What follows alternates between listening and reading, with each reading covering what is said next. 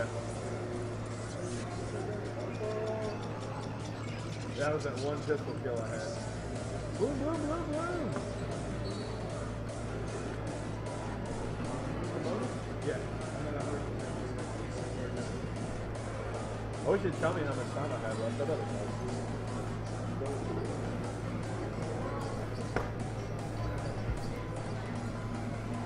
All right, guys. Hey, we're about to get started.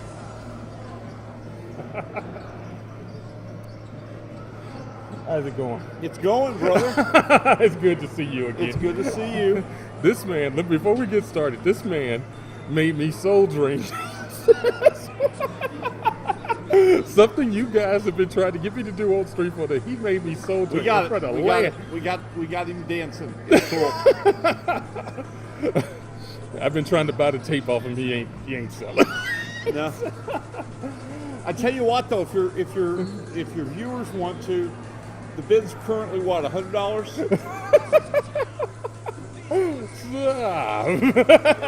$100, they can have the tape of you dancing. $150, and I'll post it on YouTube for the general public. And we'll get you in a lot of trouble. Get me in a lot of trouble. Just too much comedy. We're the LAN party. It's supposed to be fun. I had a great time. We're here to game. We're here to be nuts. We're here to be crazy. We're PC gamers. Let's have fun. My wife would definitely want that. It'd be a bargaining. Remember, $150. I'll give it to the world. $100, and she can have it. And we'll edit it so it's more visible. Oh, good God. That's the last thing I need. We're going to zoom it in, and we'll do special effects. We'll add stuff to it, man. We'll make it incredible. Oh, so horrible. So what have you got for us today? Yeah. I don't know. What do you want to talk about? Have you been having fun? Oh, I have fun everywhere I go. That's the whole point of it. What I really want to know is, tell us about that setup that you got over. Okay, well, what we've got is, and I invite all your viewers should go to the Sapphire webpage on Facebook. And at the top, there's a thing that says NFC. That's the name of the company that the guy runs that made the build for us. It means not from concentrate. And what we had Josh do was, Josh doesn't make mods. Right. Josh builds works of art.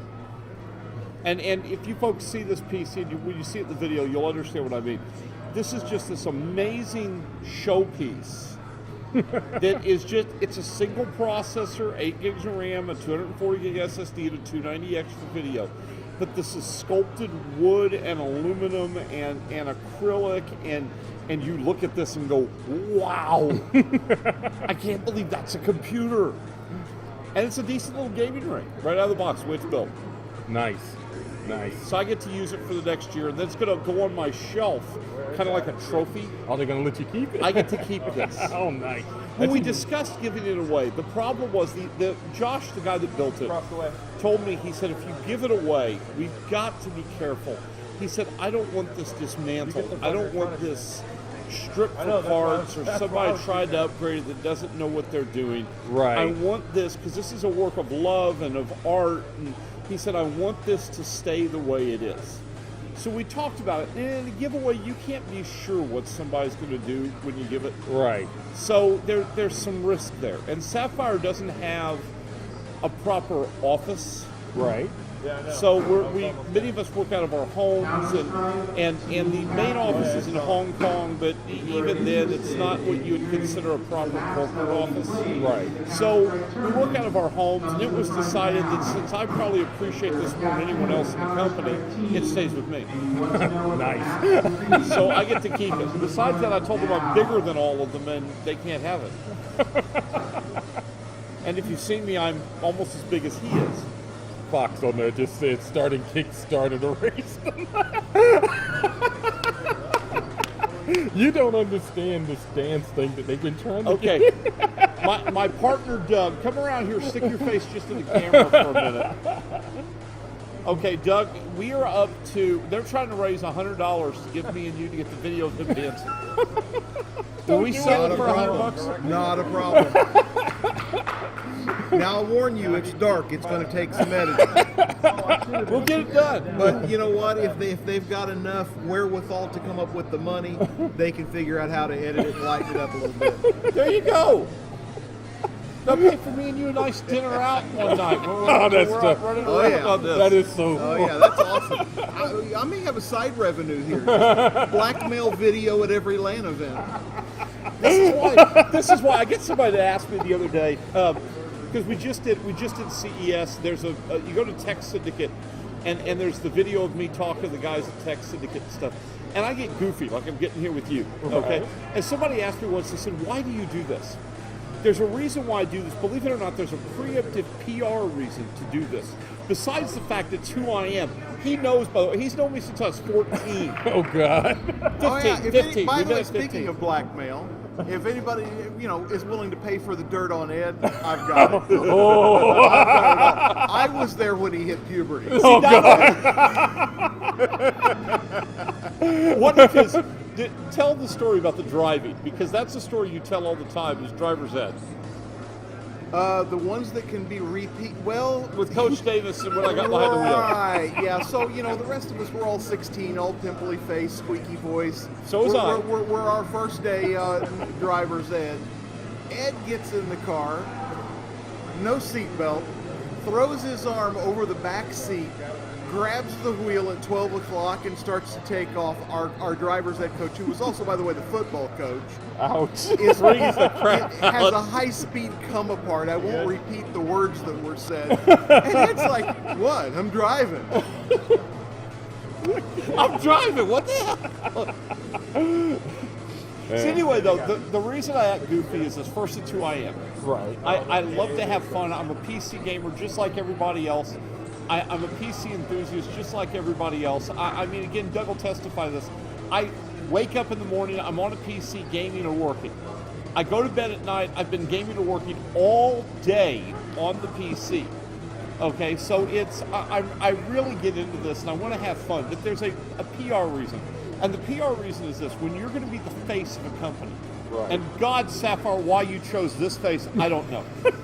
This is a face for radio. That's why I did adorable. radio for So 20 years. The brain behind it redeems it. Anyway, you are I gotta stand up. you are sucking up so much. So anyway, this is the other thing that got to be fun about this job. I got to hire part-time help this year because I'm now handling marketing for all of North America besides PR. So the cool part is they knew us from the radio show. Okay. So hiring him was the perfect fit Nice. because we did this for 7 years of radio together. Where we did the live radio, dude, just like we're doing here. We'll do a show and freak everybody out. We're how like easy the it Lone is. Ranger and Tonto, Bonnie and Clyde, There you go. Siskel and Oh, Ebert. no. Back up. I'm Clyde. Well, okay. I mean, if you want to give me top billing, I don't care. You can have top billing, but I'm not the girl. I like to say that I'm the yin to his yang. He's the steak sauce to my T-bone. There you go. Anyway, though. So, but the reasoning from a PR perspective is this: if you're going to be the face, if you're going to do this, your competition is going to look for you to do something dumb, and you will sooner or later do something dumb. But you see, if I'm doing something dumb all the time, Right. everybody's going to say that's just it. Which is not difficult to do. It's not. Right. So there's a reason for this. There's a reason for this. But it's got to be fun. I mean, if we're not having fun, what's the point of being here? Right. So we're gonna have some fun. Your tablet just exploded. I blew up his tablet. Oh crap. What could possibly go wrong with all those wires, right? It's seriously not doing anything. I think he did die. Stand by. Is this actually the streamer or is this the streamer? No, the main rig is a streamer. If push Okay. come to shove, we'll pull up the We are chat. on the air. We'll pull up the chat on the main rig. I'm not sure what just happened with that. Yeah, that's. She just Can it died. go to sleep mode? No, she don't have a. That was the first thing disabled. I think you just said, that's it, Rob. Technical. We cannot do any more of this show. I have to die now. You're gonna have to pull it up because I want to hear what I want to hear what the people watching. I'll get them up. I'll get it up. Well, this is Q&A, baby. Anything you want to ask. And where you at? There you go. Here we are. Dude, some of these pictures. You think his dancing is, dude, his selection of media, oh my God. I didn't know midgets could do that. Oh, God. You're a terrible, terrible human being. You know that, right? No, a terrible human being would be, wow, midgets can do that. I didn't know midgets could do that. Oh, my God. Is your wife watching? Luckily for I hope not. Luckily for me, I've been operating under an alias since I met him. We told so many jokes about our lives on the air, and we're like, thank God they don't listen to the show. Oh, man. There we are. So fire away with your questions, guys. I want to hear what you guys have. What you guys want to hear us talk about. We'll talk about anything computer gaming related. Okay. Maybe a few things not computer gaming related. Hopefully I don't get in trouble, but we're back. My We like tablet just cigars. We'll figure out what went wrong with that later. But tell us about your graphic card. Tell us about your company. Well, okay. Well, Sapphire Technology is it is the premier AMD graphics card manufacturer. Now, unlike everybody else, there's a saying. The saying is, jack of all trades is a master of none. Right. At Sapphire, we do one thing for one partner. We make video cards for AMD, which makes us a master at what we do. Now, to give you an idea of the master, okay, you know how everybody in the industry right now uses heat pipes on their video cards? Right. You're welcome. Sapphire was the first to do this. You know how everybody uses multiple fans? You're welcome. Sapphire was the first to do this. You know how NVIDIA now is so excited that they have vapor chamber technology on their coolers? You're welcome, NVIDIA. Thank you for copying us because we did it way before anybody else thought about doing it. We've been an innovator when it comes to cooling your video cards. Now, there's a terrible truth that the entire industry doesn't want you to know, all right? Okay. And there's a terrible truth that most of you as gamers don't admit to. Performance isn't what you care about. Now, this sounds bad, but let me follow up why this is. You go buy a 290 card. It doesn't matter if you buy it from Sapphire, if you buy it from MSI, if you buy it from Gigabyte, if you buy it from Asus, if you buy it from PowerColor, XFX. Doesn't matter. The raw frames per second that you're going to get on the screen are going to be within a single percentage point of each other. There's not going to be a lot of change because that's a function of the GPU. Right. And factory overclocking, let's get real, factory overclocking is a minor overclock at best. Right. It doesn't change the gaming experience at all. In fact, there is a rule of thumb that was developed a long time ago when we first started doing benchmarking with computers. It was called the rule of 10. And what the rule of 10 states is if the performance difference is not 10% or higher, you can physically never notice it. And that holds true. That holds true today. You've got to see 10%. And the truth is it's closer to 15% before the significance of the difference becomes noticeable. Right. So it's not that big a deal. When you go to buy a video card, most consumers worry about price first. Okay, Right. We all worry about price first. Amen Good news, to that. gas prices are down, video cards are more affordable now because of that, because we have more money to spend, because we're not spending on gas. But second, you want it cool and you want it quiet. These are two areas we've led the industry in for a decade. Okay. We understand how to make a video card cool and quiet. And we don't do like our competition does. A lot of companies, and this happened with the 290s. You go back and read the reviews, it's happened a lot. I keep wanting to look at the camera. A lot of companies did this. They got the 290, and what they did was they went to the factory shelves and go, hey, this cooler looks really neat. We've got 3 million of these, slapped it on.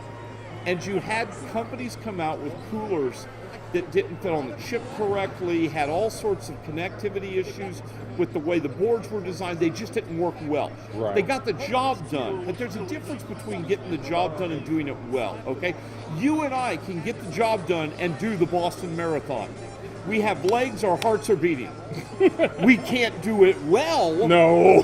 but we can get the job done. And that's the difference. When we went to the 290, the Tri-X solution, which was the first cooler we introduced, we had already begun testing it in a basic design for another chip with the Toxics, the 280X Toxic and the 270X Toxic. First introduced a Tri-X solution for us. We had already begun testing the setup and the design. We took all the feedback. We took everything we found from that. The 290 chip appears, and the first thing we did is take the cooler design, gut it, and rebuild it because it had to fit this chip. It had to be exactly for this chip. The next thing we did is we took all the feedback about the fans. The original Toxics had 2 fans of one size, a third that was smaller.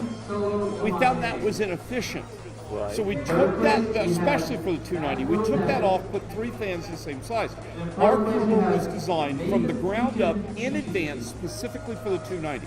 Nice. So about 6 weeks later, we bring out the Vapor X. Everybody gave us grief. They said, you're behind. Everybody's already got their cards. You're not going to want it. The Vapor X was designed from the ground up, 0.0, specifically for the 290 and the 290X.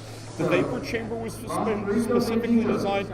We also added a PCB cooler. By the way, when you see those on the competition's video cards over the next few years, you're welcome.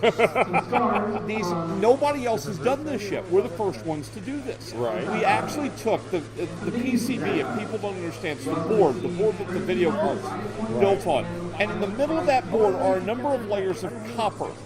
And this is the interconnectivity between all the traces to let everything work.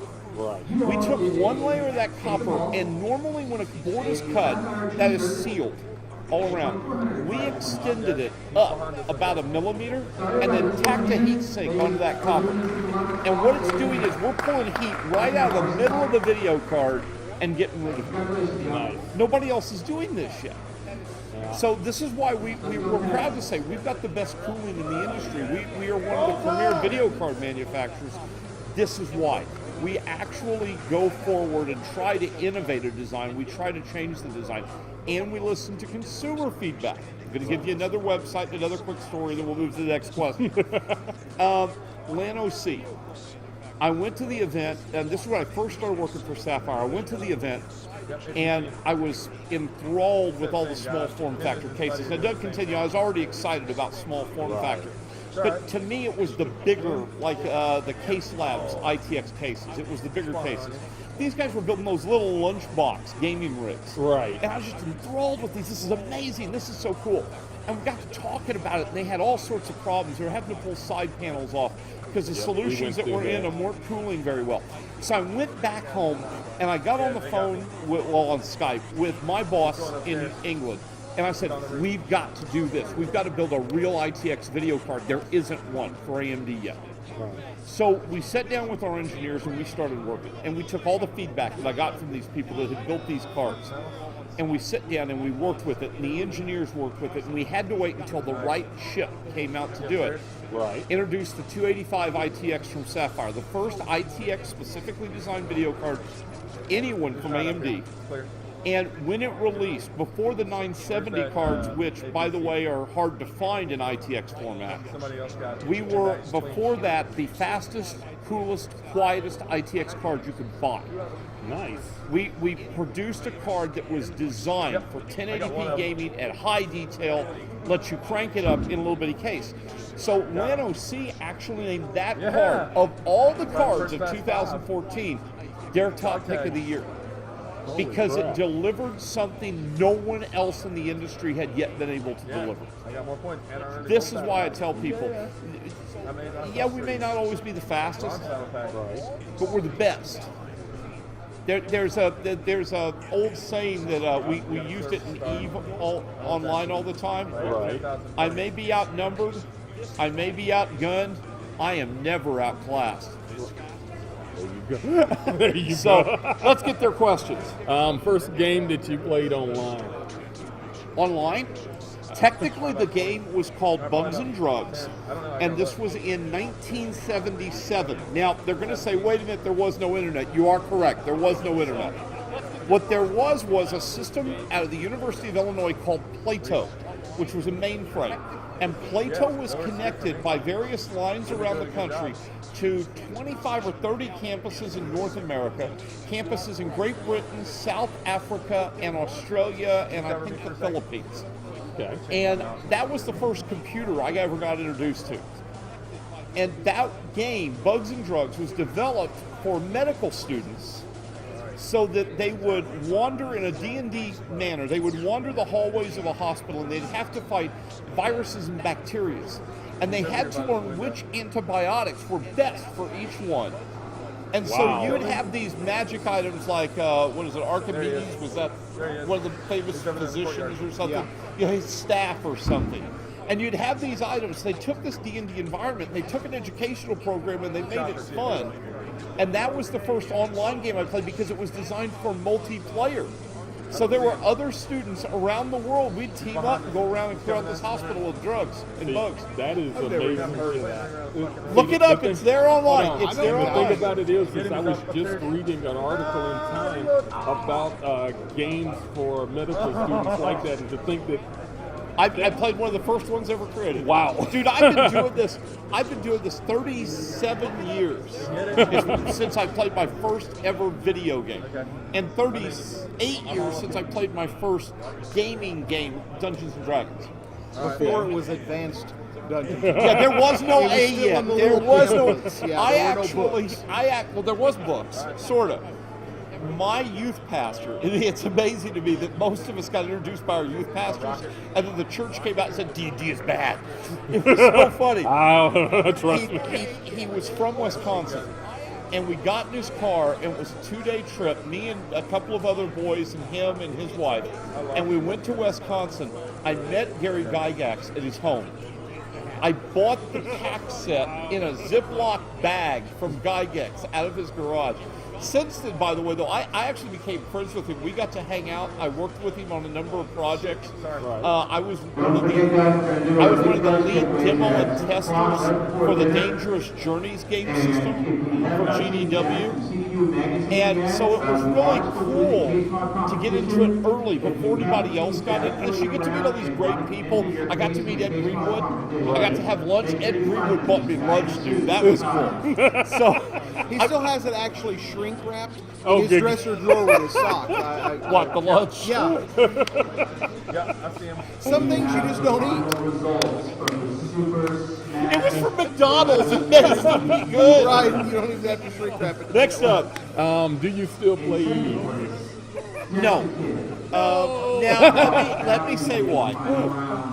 It is difficult for me to really put the time into an MMO like I would like to. I have so many games I have to play. So not have to play, but want to play. Right. So many games that get me excited. So many games that get me going. Doug and I actually played for about a year and a half in Eve together. Eve, there's only one thing I don't like about Eve as a game. Eve as a game is designed to reward griefing. Yeah, you can't say it's not. Yeah, It is. yeah. Okay? It's designed to reward grief. It's a quick story. We started a corporation in Eve called Dangerous Journeys. We actually we had a good 20-person crew. Right. But when we first started, Infinite Dreams. I'm sorry, not Dangerous Journeys, Infinite Dreams. And we had when we first started, there were about 5 of us who had none of the others had played. I was the only one that had played. And this little 2-man corp war decked us. We're a high sec mining company that was just out doing a little bit of mining. These guys war decked us. So I'm like, okay, look, how much to stop? There's no reason to war deck us. How much to stop? I have an answer for that. There's a group called Miner Bumpers, and for a low price of 10 mil, they'll give you a 1-year reprieve. He calls himself the savior of house. But you see, even if they had offered that, we would have paid it. Right. But they said, no, we're just having too much fun. Okay, they had fun making us miserable. We actually lost a couple of players because we couldn't play Space Dock. Right. These were noobs. They don't know how to do this. Okay, the whole point of high sec is supposed to be you're safe. The war deck system is broke, okay? Right. You shouldn't be able to war deck another corporation without a mutual agreement of a war deck or be in low sec. Those two would be fine. But they made it where there doesn't have to be a mutual agreement. These two players have been playing since day one. They had just infinite resources compared to us to use. They had mad skills and experience compared. I was the only one that had played for more than like a week at this point. And I was the only one that could stand up to him and fight. And even I was getting my ass kicked. So there was no, Eve's a good game. Eve potentially is a great game. I think, though, that what drives a lot of players to it is what keeps a lot of players from staying with it. Yeah. The PvP is the nature. I know I play Eve. I don't mind PvP. I don't mind PvP, but I don't believe there should be a system in place for experienced players to beat the crap out of little guys just to pad their numbers on a kill board. Right. And the fact that it rewards that behavior in game turned me off. And I've been rewarded a lot of players since I started back on Eve. Next up. Where do you see PC gaming in 5 years' time, 10 years' time? I don't know, but I'll be doing it. I'm just hoping I'm going to be around. My little mall can fit the mouth. He's going to be dancing more. In 10 years' time, Ed actually believes that he'll have his consciousness uploaded, so it won't matter. Yeah, I've told everyone. There was a great article about that. I'm not going to get into that. I want to answer the question. I'm sorry. I'm going to not get off the rails. Right. Stop it. You normally keep me on the rails. I don't want you. It's like this all the time. It is. I really am. I'm like this all the time. I'm like this at home with my wife, which sometimes is endearing, but most of the time is not. So anyways. Okay, 5-10 years time. I think the push, I think the push, we're going to get a little closer first. I think the push for 4K is in trouble. The reason why I say that is this. 4K monitors at 28 inches are crap to work with. If you've got to zoom in so much for anything besides gaming, that you lose all the advantage of the real estate. To me, the much more exciting monitors are the 1440 ultra wides. That's much more exciting because that ultra wide experience is a more immersive experience. Yes. And it gives you kind of the feel of an Infinity setup without the need for an Infinity setup. You get that wider view. And these, by the way, are being done in 32 and 34 inches. So you're not squinting to be able to read the spread. Put a spreadsheet up on a 28-inch 4K, and trust me, it's not your palms getting hairy that'll make you blind. It's looking at that. Okay, I can talk this way. We're not FCC regulated. You can talk. So he's trying to keep you on the rail. Anyway, I don't see 4K taking off. I see this other approach taking off. FreeSync and G-Sync. G-Sync's in trouble. The reason why it's in trouble is by the end of the year 2015, in excess of 20 models of FreeSync monitors are going to be available. Right. None of them have a cost premium to be available. And Samsung has publicly declared every 4K display they do, including TVs, are going to be FreeSync enabled. NVIDIA's proprietary technology is now in trouble. Good Lord. Okay, so the good news is NVIDIA has to. If they don't develop a FreeSync driver, they're stupid. Why would you not develop for an open standard? Right. All right, if they don't, that's basically saying you spend your money with us or go away. That's a PR mess for them. Right.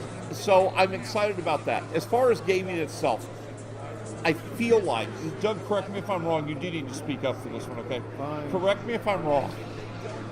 I didn't take you out back and whoop you. Whooping's next on the street. Okay, yeah, you got. He just got me off the rails again.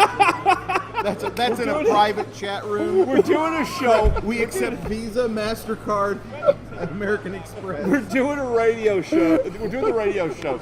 And I had, for like 6 weeks, every week, beat the crap out of Apple on the show. Just beat the crap out of Apple.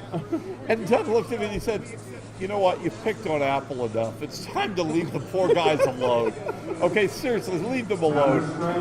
And I promised my listenership that I would not pick on Apple for the next 4 weeks. For the next 4 weeks. And the next week we come in, and sure enough, there is an Apple story from hell. Oh. And I can't pass it up. I'm dying here. So I asked Doug on the air, this is live radio, I asked Doug on the air, I said, can I please do this story? Please. And so we asked the listeners if they would allow me to do it. And the consensus was yes, but only if I got whipped on the air. So now, remember this is radio, and Doug's not putting his hand on my butt. That ain't happening. I love him. He wasn't the only one that said no. I love my brother, but he ain't putting his hand on my butt. So it was great. He took the mic and he pulled it down. He was in a pair of shorts. And he pulled the mic down next to his thigh, and he started smacking his thigh. I started screaming and yelling over the mic. And we had listeners right in going, oh my God, you're actually doing it. Magic of radio. Imagination theater. Okay, so anyway though, gaming itself, there is beginning to feel like a trend backwards in some of the gaming concepts. You take a game like Dragon Age Inquisition, you take a game like Divinity, Original Sin. These throw back to some of the earlier RPG elements that were exciting to us when they first came out, that were really exceptional. You look, Richard Garriott is getting back to his roots and doing an RPG that has a couple of neat features going forward, but most of it is about going back to what made gaming fun in the first place. Right. And we're seeing some of that cookie cutter design disappear. And we're seeing these old elements begin to get renewed. So I feel like there's a retro movement beginning to happen where we're not about the amazing technology in the game. Now, I'm not saying we're dismissing technology, but instead of the focus of the game being the technology, the focus of the game now is the game. And so I'm excited where I see PC gaming going in 10 years. I hope to see consoles dead in 10 years. That won't happen. It won't happen. But you're going to see, I think you're going to see PC gaming. There's a resurgence already beginning. And I think in 10 years we're going to be looking back and we're going to be like in a golden year compared to where we are right now. And we're in a good place right now. Oh, very good. So very I'm good. excited about where PC gaming is heading over the next 5 to 10 years. I'm really excited. You think some of it is just that we're starting to hit a cap in fidelity? I mean, we talked about it with cars, when like modeling a car. You model a Ferrari with 10 million polygons or 15. It starts, the Ferrari looks like a Ferrari, looks like a Ferrari. Right. I think we hit a cap, but it's not just a cap in fidelity. Have you had access to one of the really high-end 1080p televisions with 120 hertz refresh rate and everything else? I've seen them. When you throw the best of the best image quality HD film up on it and you watch it, I've talked to a lot of people. It looks artificial. It looks kind of, something about it doesn't look right. And when I talked to an optometrist about this, the problem is it's too perfect. One of the things they try to get rid of in PC gaming is motion blur. But that's naturally the way your eye looks. You see in blur. You don't see frame rates. You see in blur. Right. I think we've reached the point where, and this is my personal opinion, not a Sapphire opinion, this is Ed's opinion. I think we've reached the point where we have gone past what the human eye is supposed to see, and we're trying so hard for this perfect image every time we see it. But that's not the way vision works. And so I think we've gone too far. We've taken technology to the point that it's too perfect. Right. And we need to back that up a little bit. And I'm not saying we need to back up the technology, but we can take the technology and apply it in other areas. Motion blur, that's good motion blur. Better color fidelity, so that we get true color across images. Eliminate lines. Okay, when I look at you, I don't see the lines of your head. Right. And we need to be able to take the technology in that direction. And that's not hardware, that's software. It's time for a new way of rendering. A new way of ray tracing is a great example. I'd love to see ray tracing really take off. It's a huge difference in image quality. But then you reach the other side of this. We talk about this a lot. I'm not a big fan of realistic graphics. When I go to play a game, I don't want to kill terrorists. I want to kill aliens. The reason why is I hear about terrorists enough on the news, I game to escape reality. Right. Okay? But it's more than that. Take a game like Borderlands 2, Right. which doesn't look anything close to real. Okay, nobody on the planet says this is real, all right? Yet it looks incredible because the graphics fit what the game was supposed to be. Right. And I think we need to get back to that. We need to get back to games that look like video games. They don't have to look bad to look like video games. There you go. That's a They good don't have to example. look like this. I love Borderlands. You're speaking yeah. my language. Yeah, I mean, Dragon Age Inquisition has some fairly realistic looking stuff, but then they've also got some very unrealistic looking stuff. Right. But it does, the art fits the game. If you're an RPGer, it's about storyline and character depth. It is. When your NPCs are more than just NPCs, when they have a personality, when they have a history that you can relate to and are actually interested in. I've played a lot of games that had in-depth histories and storylines that were boring. Borderlands, as an example, is phenomenal. It's got great humor. Amazing humor. It's got amazing characters. I think they actually stepped back and had to write backstory for some characters that people fell in love with that they didn't realize at first they were going to fall in love with. You know, I've played everything except for I haven't started playing the newest, The one yet. prequel. Yeah, the prequel. But absolutely love Borderlands. You know, and that's what it takes is engaging story to get me involved. I'm an RPG. I'm too old to do Twitch killing anymore. You know get what's- me into a frag fest and I'm just wall paint. and we've got the problem, though, that we've got media that doesn't really look at things anymore. For example, I raised the question, why was Yeah, I saw Plants that. vs. Zombie Garden Warfare not ever nominated for Game of the Year? This game is a blast if you've ever played it. It's fun for kids and for adults. And we talked about this in the interview I did. In a first-person shooter, you go play Counter-Strike or you go play Battlefield, and you're playing in the map and you're intense and the game's going great, and somebody snipes you in the back, and you start cussing and you're calling them noobs and you're slamming your fist on your keyboard and you're just mad as all get out, and your game experience is ruined for the rest of the night. Yeah, I Now, saw you over the there. I same figured thing it's better, happens so I in thought I was Garden gonna jump in. Warfare, It got me too. but in the kill shot, you see it was a sunflower that killed you. You can't get mad at a sunflower for shooting you. Especially when you know that sunflower You start- was an 8-year-old girl. Yeah, you start laughing your butt off, and it's just a fun game. But yet it didn't get any nominations. Nobody pushed it forward and said, this needs to be a game we look at. This needs to be a game we're getting excited about. We've got too much effort is put into I got a stinger now. to an industry of media that's too focused on where their money is. For God's sakes, Alien Isolation won Game of the Year in a few places. Have you played Alien Isolation? Yes, I have. It's hide and seek. It's not even a fun hide and seek. Okay, and the horror of it, what made the game good was they finally, for the first time ever, somebody captured the original Aliens movie in a video game. Exactly. But that doesn't make a fun game. It makes a fun movie, but Right. not a fun game. And you can only be scared for so long before you stop being scared. Right. And you can only hide for so long before you don't want to hide.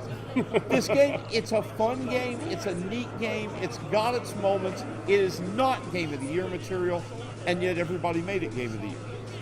And I think, just my opinion on that is I think that someone finally captured an alien after the long trail, and it's been a long and colorful trail of disappointment.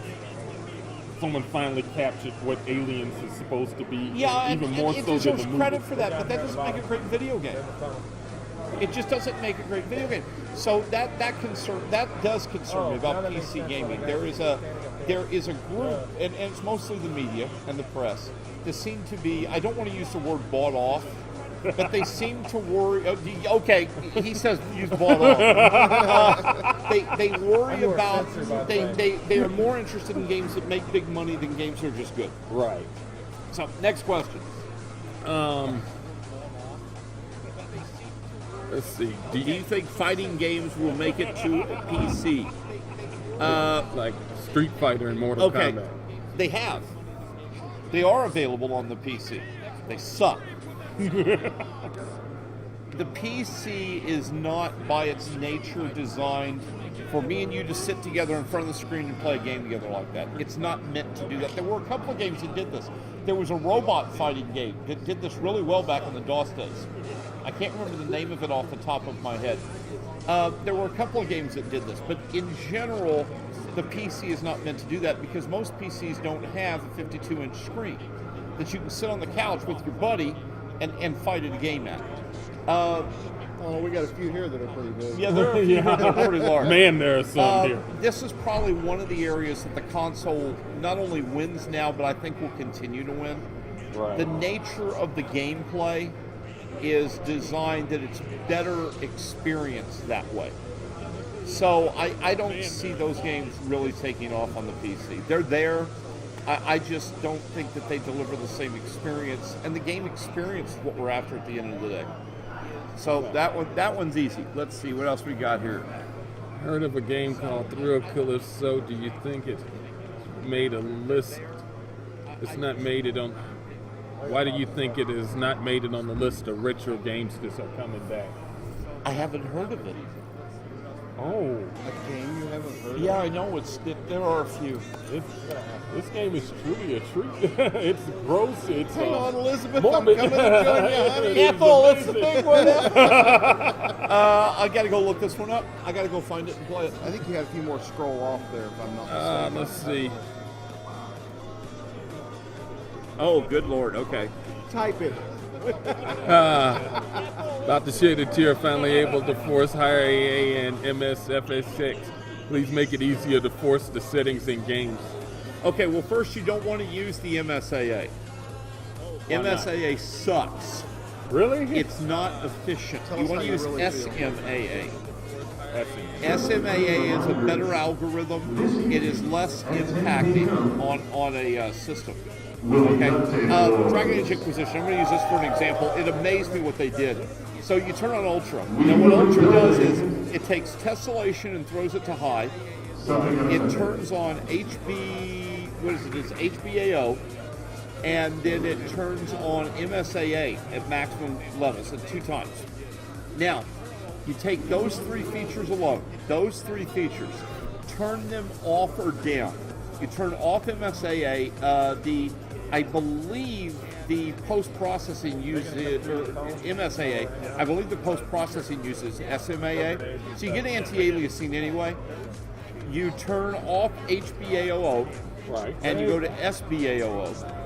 And then you turn off, or you turn tessellation down below. Those 3 things have minimal impact on the image quality, and you jump 25% in performance. So even in your answer, it goes back to what you were talking about with the Sapphire, because it's all about the performance. It's all about getting the experience where you want it to get. Those features sound really cool, but at the end of the day, a lot of those features are just meant to look really cool. That particular form of anti-aliasing is mostly geared toward NVIDIA cards. Right. And it's kind of optimized in that direction. But it's not really even a matter of that. There are a number of videos online where they've looked at MSAA versus SMAA. And again, I'll refer you back to Tech Syndicate. Logan had a field day on it, one video, just went nuts about this. Why don't we use this other that delivers almost exactly the same image quality with 1/10 of the performance hit? So I'm sorry. Let's see. Very controversial game due to the violence. Okay. Oculus Rift, what's your take on that? Okay, we actually just had this discussion. Oculus Rift is a concept technology think of the concept cars that you're seeing up at the car show right now. They look really cool. They're never going to go into mass production. They're not going to be in 1 million homes. It's not going to happen. That's Oculus Rift. Oculus Rift is 2 to 3 generations away from being a proper consumer level product. Think it's that far? I think it's that far. The technology still has room to work, and it's not just the technology, the programming has to come with it.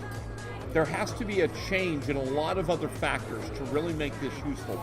Okay, Oculus Rift by itself, just visually, really cool idea. If you don't add an audio component, completely defeated the whole purpose. You've got to have the audio move with your head. You've got to have the audio in 3D around your head while you do it. You've got to have the totally encompassing experience. The problem you're going to have is it's not going to, Oculus and its style is not going to become consumer fully functional until so long in the future that we're going to have new technology coming up. Right. Xbox is already showing full body controllers. Okay? Now you take that full body controller and you just move it forward slightly into a mild holographic display, not something like the holodeck where you can touch it, but a mild holographic display with surround sound speakers, and suddenly you've got a much more immersive experience. And the technology to do that at a reasonable price already exists today. It just needs to be done. It just needs somebody to step up and do it and figure out how to make it happen in a mass market and how to get the programming in place. When that happens, Oculus, the whole thing in your face, suddenly disappears. Right. Oculus is the stepping stone for what's going to come. We see this it's a not lot. the final product. We see this a lot. If you think back 20 years, how many times have we seen X be touted as the technology, the product? Oh, watch this. And by the time it reaches, it fizzles over time because it branches off, and there are offshoots that it inspired. Not taking anything away from product X, but now Y and Z have branched off a few years later, and they're the ones that catch fire, and they're the ones that fulfill the promise that X started. X kind of just disappears a few years later because Y and Z have taken off. So you're going to see the same thing there. And I like this next question. Where's the indie scene going? Indie scene is the future of PC gaming. Now, what I mean by that is this. I had a really good friend of mine who is a major, I'm going to leave his name out of it because I don't want him to get in trouble because he now works for another company. Right. He is a major game developer, award-winning game developer, and some of my favorite games he developed. And he and I were talking about how publishers work in the gaming industry. And it used to be publishers played an important role. Now all they are is a bank. A game developer goes to a publisher and says, I want to produce this game. It's investment banking. The publisher says, I like the concept of your game. Here's $5 million or $100 million or whatever. You go produce the game. Here's your deadline. Get the game done. Your loan is now called in. We're going to get back our money because we're going to sell the game and we get to keep the profits. They're an investment bank. That's all they are. Right. Indie gaming, the concept of indie gaming, the concept of crowdfunding, when correctly done, allows a developer to fully develop their game on their timetable with the consumers being the ones who decide success or failure, not the amount of marketing in the campaign. Okay.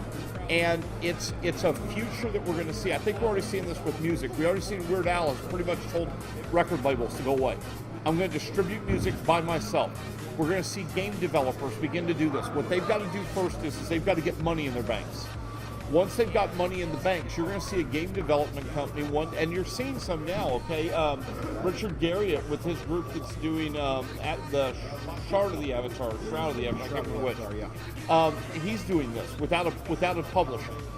You're going to see these companies say, we're going to develop this game, this is what we're going to do, and we're not going to have a publishing house, and then we're going to distribute it online ourselves.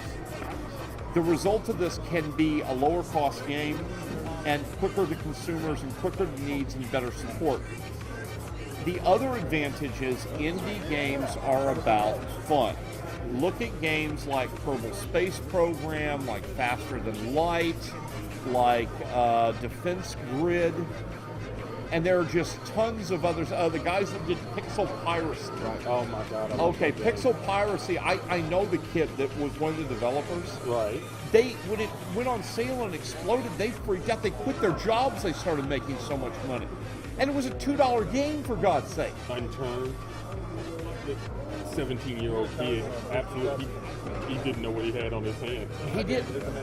This is a future for gaming because these games are about fun. Low budget, but fun. This is putting gaming back where it started. There is still a place for a high budget game, but a game that's just fun is going to always win because let's face it, if we can pay you walk around this LAN event, okay? You're walking around an event where people have some fairly powerful gaming PCs. Right. And most of the people with the really powerful gaming PCs, you don't see running these incredible super high def games. They're running Pixel Piracy, they're running FTL, they're running Quake, they're running old school games. And they're running these games because they're fun. And this is where gaming's got to get back to. It's got to get back to having fun. Indie games, that's future gaming. Yeah. The key to what you said, I think, is you said in the very beginning, when properly done. It's going to be like anything else. There's going to be bad examples along the way. Look how excited we were whenever so many games started going free to play. Free to play We were is so first. excited. There are And then more look what bad they've done to examples it. of free to Right. play now Look than what there they've are done good to it. examples because so many of them simply become cash cows. I call them the cloak of the week store. Look what happened to my personal one to pick on is Lord of the Rings Online. You know, we stopped getting new content. God forbid we get any meaningful PvP development, but every week there's new hats, cloaks, saddles, and horses you can buy. And we called them the Fluffy Bunny add-on. Early access is to the me, new and I'll call this one out. I don't care. This one ticked me off. MechWarrior Online gets into development, right? Doug and I are huge MechWarrior fans. Yes. The MechWarrior Vengeance community, I don't know if you knew about this. Vengeance had two different massive online communities. One was centered around the arena. Right. So you had like that world in MechWarrior where you had the arena. They had that. Another was centered on the mercenary groups and stuff, and combat, and actually salvaging mechs, and it was some beautiful amount of programming and front-end systems. So this gets announced, and we're both like, holy cow, big squishy robots coming back, here we go. I was all set to buy my flight stick system to pilot my mech correctly. I was all set to do this. And when they started development of the game, they said, Mech diehards, we're here for you. Right. The game came out and they started asking for money to help with the development. And both of us ponied up. Boy, the wallets came out and here's the cash. We're gonna play this game. I had a son playing. I double ponied up. We were hyped. We were set. And then we noticed something. They weren't producing anything new. The metagame, which was the part that should be the bomb for this, wasn't being produced or even tested yet. Right. But that's okay. We decided we were going to pull back and wait a little bit. Well, then they went to open beta. Open beta is a myth. Open beta in those kind of games is release.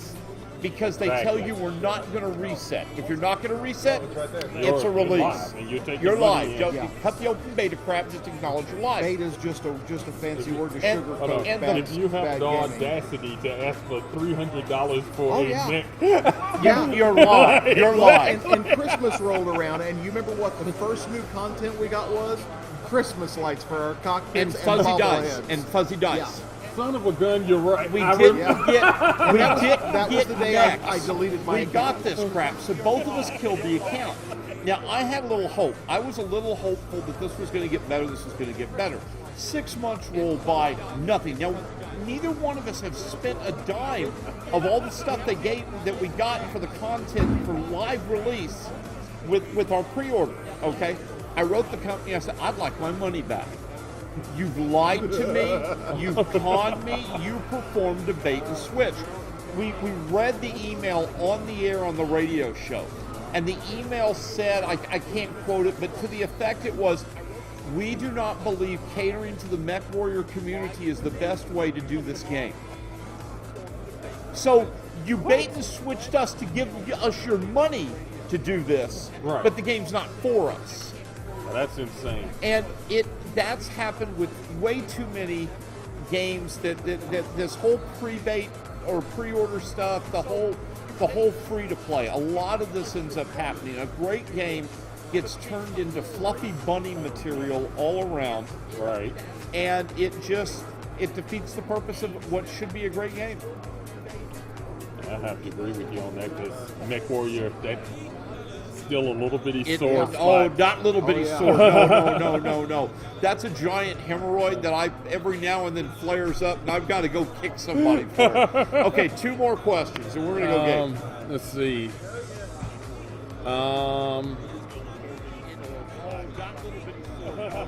Have I ever played City of Heroes? I'll do that fast. Yes, I have. Yes, I have. And when it first released, I thought it was amazing. Now, no, thank you. Next. Same thing with Champions Online. Yeah. Champions Online, in its early release, was a ton of fun. They've neutered this thing. Okay, they just cut the balls off this game. It used to be for free to play. You had like 20 options of templates. Right. Now you're getting like 5. Are you serious? It's kind of like what they did with Star Wars Online. Oh, good. Star Wars Online free to play is the biggest pile of smoking dung ever produced. They should be shot for doing this. The fact that we gave up Empire He Divided didn't actually made just me- endorse violence against anyone. That was a metaphor. They should be shot in game. Pew, pew, pew, The pew. fact that we gave up Empire Divided for what we have now Yeah, is makes just- me cry. Yes. All right, so what else we got? What do you think of H1Z1? And I'm not going to touch that question. And the reason I'm not going to touch that question is while the FCC may not be watching what I say here, Your mama is. my mama might be, or my children might one day see this video. And while I can cuss like a sailor, doesn't mean I should. I'll be polite to all of you. I think that says it all. What else we got here? Wargaming.net is doing free-to-play better than most. But now I've got my gripes with them. World of Tanks was a fun game. I was having a blast playing it. And then they said they're going to come out with the physics model. And I was kind of excited about the physics model. It became Mario Kart. A Tiger tank cannot jump a ravine. Okay, I don't even care. The smaller tanks can't jump a ravine. Right. All right? You got people driving around tanks. They're hitting little hills, and they're getting airtime in their tanks, okay? I know it's not meant to be a full simulator, Right. but they went from a decent level of simulation to gameplay to Mario Kart with tread. And it just, no. Okay, what else we got? Hey, What else we got? you said 2 questions 3 questions ago. One more. One more, and then we got One more question, One more, make guys. it good, make it good. Maybe we'll have time again tomorrow or something for another one of these. Make it good. Wait, I'm still not sure we got all the old ones. Did Anybody from the room got a question? He said he had one. you got a Yes. question, man? I did a while ago. You were talking about Oculus Rift. Have you tried Gear VR yet from Samsung? I have not tried the Gear VR yet. It's more refined. It looks more I refined. tried it last week, and I can absolutely see myself going home, kicking back in the easy chair, putting that thing on, and watching a movie. It was amazing. So It's- be honest, it takes porn to a whole new level. Absolutely. Well, I mean, you want to say that, right? And you talk about that like that's a joke. Porn speeds adoption of technology. There's Or, Oh, no, yeah. no, I'm not You're going right. to disagree with you. So when you have when that it kind of comes to video, experience, and the audio, by the way, was but you see, that was the point. They added the audio. That's what Oculus is missing. it works great. Now, you can't do everything with your hands. You can't do that kind of stuff. But I was ridiculous. I was. You can't do anything with I your was in a hands. library. What's the point of porn if you can't do anything with your You don't hands? actually Welcome get to tactile live. feedback. I mean, we're 20 years from This that, has but been the brutal for introduction. $249 plus a phone, you're talking about. Hey, Vox, what amazing was your technology. comment, man? Again, What like was your I said, comment? Product fine, Dick. X, you've got stuff branching off of that I think is going to fulfill Wow. the promise Yeah, of there's porn. been a few Hey, Vox, hey, No, Vox. absolutely. I mean, you've always got a concept. Finally like able those to concept force cars hire. That you was mentioned. earlier. You talk about Hey, other Vox, things, re-ask. other kind of technologies. Re-ask, Dave I have Vox. to disagree. I think that stuff's going to be in our living rooms in a year. Yeah. If he's I know my kids listening, are he'll know to always being react. Somebody's living room, whether it'll be. And while we're waiting for this, we're busy having a background discussion on porn in 3D. I know. This one's got to go in. Best of 2014. Well, that's not AVOX. I'll do this one, though, while we're waiting. Best technology of 2014. We're going to do technology and software. SSDs are going to be my pick. Now, I know they're not new to 2014. Right. But we saw 50 cents a gig, and it's coming down lower. They're projecting by the end of 2015 it will be cheaper to buy SSDs per gig than spindle drives. SSDs are one of the most amazing upgrades you can do to a PC because it changes every aspect of the experience. Yeah. Everything becomes quicker. I cannot, my son and my wife, who are not really super gearheads, Right. if I took their SSD out and put the fastest spindle drive, if I put a Raptor in, they would still notice the difference. Gotcha. SSDs absolutely still to me are the big technology of 2014. Game-wise, my game of the year, I'm sorry, is Garden Warfare. It's just so fun, I don't care. I think it drags along the baggage of old EA, not new EA, old EA. It does. And that hurts it some. Yeah, you know what? EA doesn't deserve the crap it gets. You know what? They're a better company to deal with than Steam. You can't get a refund from Steam when a game sucks. Sim games, Okay. flight, racing, driving aren't going anywhere, and there are no place where the tech value plateaus there. Well, no, now I'm going to disagree with him. There is a place where the tech value plateaus there. Simulations in the general consumer market have never been good money makers. And the reason why is they're very, very niche market. Now, I'm not against niche market. I think we should stop making games for everyone. Right. And you should have a targeted audience and do this. But simulations that target is even more narrow. For example, I enjoy a great submarine simulation as a submariner in the Navy. You can't find a great submarine simulation. There hasn't been one for what? 10 years. Island. Island Hunter.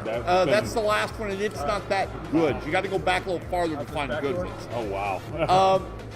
You don't have a growth market there. You don't have a market that you're going to be able to expand to. Racing games, we've already got such amazing racing games. Where do you go from here?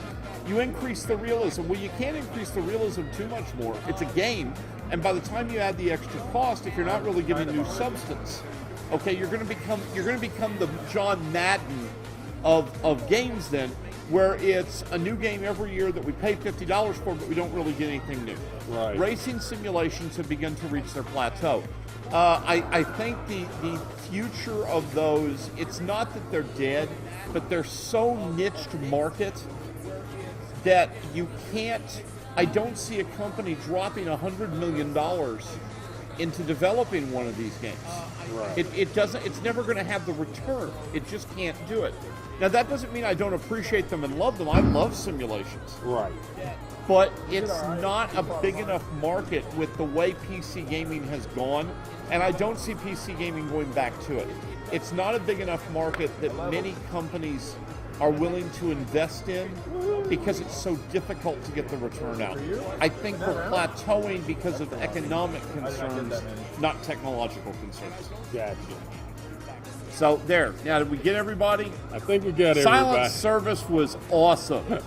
Silent Service was just absolutely awesome. So was, it was a World War II German U-boat simulator. It was one of the first ones. And I can't think of the name of the company now.